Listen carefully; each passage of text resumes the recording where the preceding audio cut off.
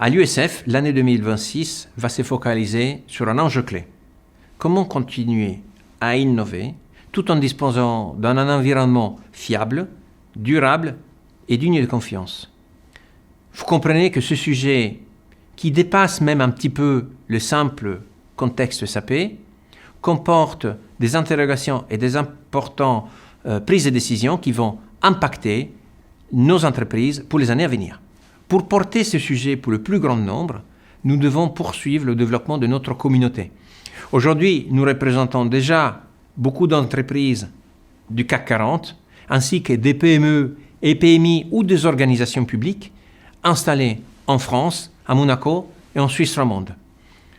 Nous devons poursuivre nos efforts pour aller chercher tous les autres clients SAP afin de pouvoir les représenter également et mieux prendre en compte la sensibilité la plus large possible à travers tout ce riche écosystème. Pour porter ce sujet au plus haut niveau, nous devons maintenir un dialogue constructif mais exigeant avec SAP à plusieurs niveaux.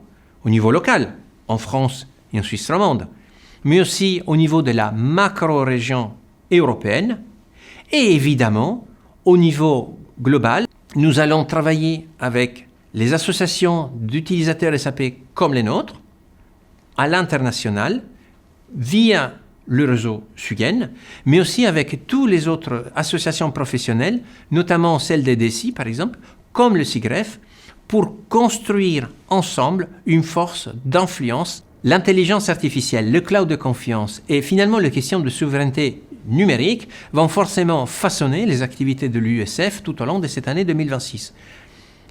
C'est d'ailleurs symptomatique. Nous avons choisi comme fil rouge de cette année un thème qui dit la souveraineté européenne, un défi pour garantir la confiance de nos applications.